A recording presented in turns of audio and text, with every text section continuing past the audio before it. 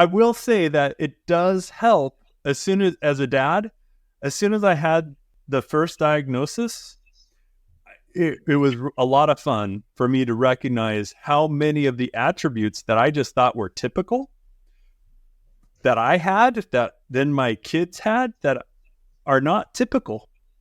And it's just because I have some of the attributes of someone on the spectrum. I don't have a diagnosis and I'm not claiming one.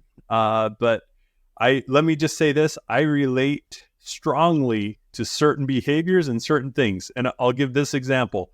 I didn't realize that most people don't have a number that bothers them or will not leave them alone. And if you don't know what I'm talking about, that's okay. But those who do know, it's a number you see all the time. And if you see a license plate, your brain makes a pattern so that it reflects that number. For me, my number is 16. Why? I don't know. You but shouldn't have it told me, will Tim. not leave me alone. Yeah. So all of a sudden you're just going to be doing things where it's like 15 and 17. 17 is the worst number. But anyway, the numbers won't leave me alone. And I have a son and it's 7 and multiples of 7.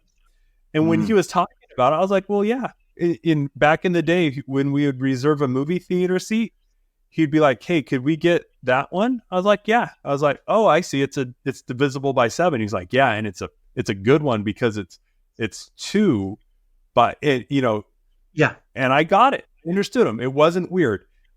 Oh, I didn't realize that wasn't typical for most people.